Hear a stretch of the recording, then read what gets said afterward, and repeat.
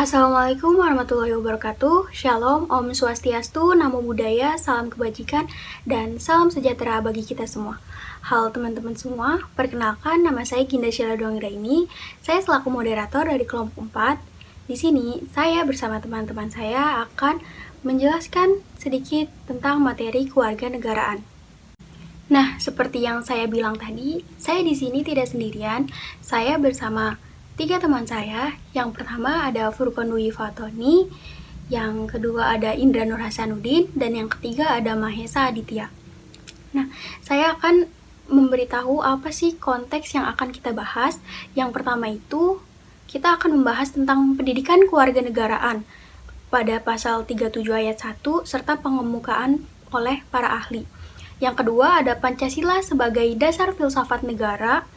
Yang ketiga ada teori terbentuknya suatu negara.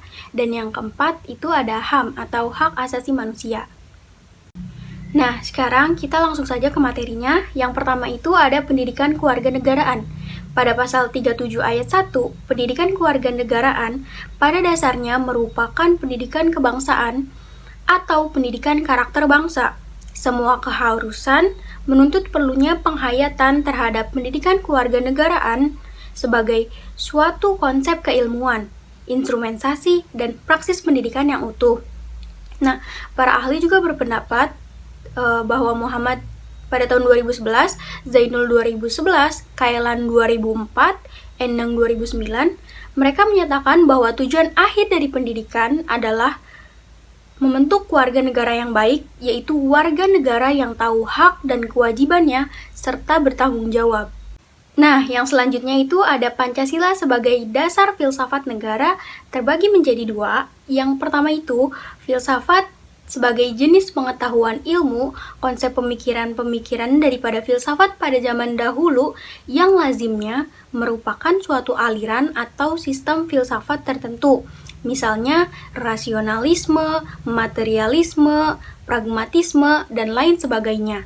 Nah, yang kedua ada filsafat sebagai satu jenis problema yang dihadapi oleh manusia sebagai hasil dari aktivitas berfilsafat. Jadi, manusia mencari sesuatu kebenaran yang tinggi dari persoalan yang bersumber dari akal sehat.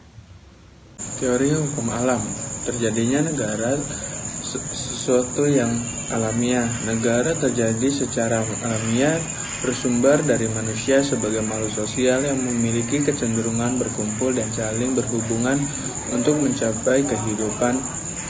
Menurut Plato, negara ialah suatu keluarga besar yang setiap anggotanya saling berhubungan, bekerja sama, serta memiliki tugas sendiri untuk menghidupkan kebutuhan mereka. Dan menurut Aristoteles, negara bermula dari keluarga, sekelompok keluarga, kemudian bergabung menjadi lebih besar, dan terbentuknya desa, mayoritas luas, serta akhirnya terbentuk negara.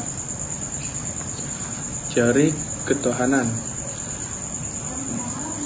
Teokrasi dikenal sebagai doktrin teokrasi tentang asal mula negara pada abad pertengahan. Teori ini dipakai untuk membenarkan kekuasaan raja yang mutlak. Berdasarkan teori ini, raja bertahta karena kehendak Tuhan. Kekuasaan dan hak-hak raja untuk memerintah dan bertahta berasal dari Tuhan. Pelanggaran terhadap kekuasaan raja merupakan pelanggaran terhadap Tuhan. Raja serta pemimpin-pemimpin negara hanya bertanggung jawab kepada Tuhan, tidak kepada siapapun. Pengajuan teori ini adalah Augustinus F.J. Stahl, Thomas Aquinas, Ludwig von Halver, serta F. Hegel. Selanjutnya teori perjanjian. Perjanjian masyarakat. Kehidupan manusia dipisahkan dalam 2 zaman, yakni zaman sebelum ada negara serta zaman sesudahnya.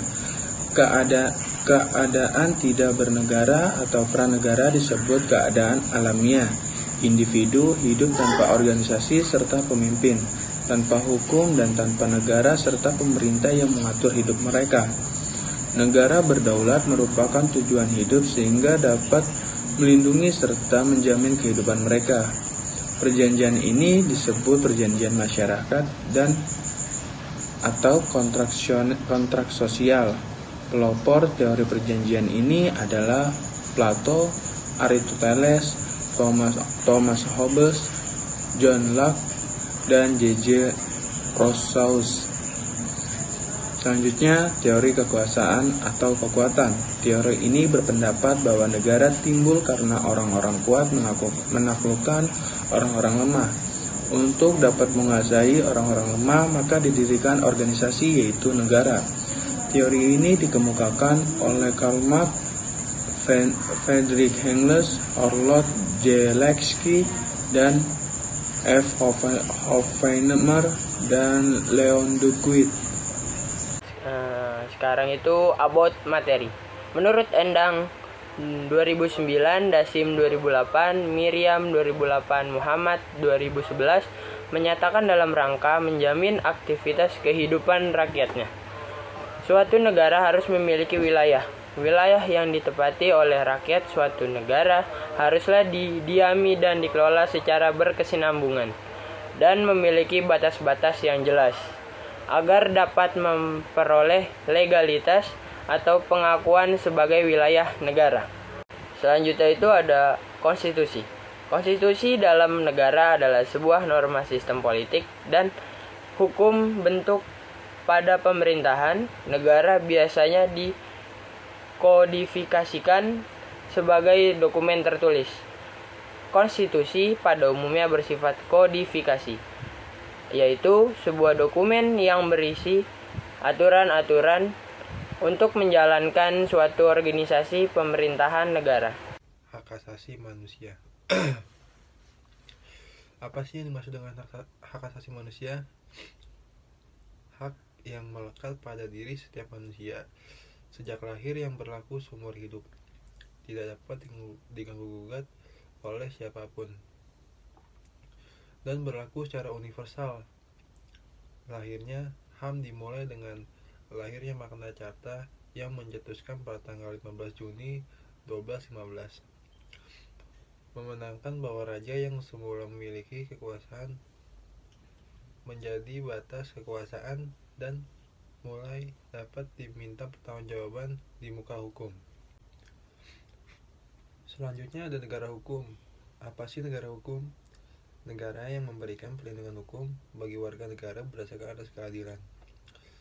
Menurut Wirjono Prajokiro, negara hukum dapat diartikan sebagai suatu negara yang di dalam wilayah adalah semua alat-alat perlengkapan dari negara, khususnya perlengkapan dari pemerintah dalam tindakannya baik terhadap warga negara maupun dalam saling berhubungan masing-masing. Mungkin sekian penyampaian dari kelompok kami. Kurangnya mohon dimaafkan karena di sini kami masih belajar. Terima kasih. Wassalamualaikum warahmatullahi wabarakatuh. See you in next video. Bye.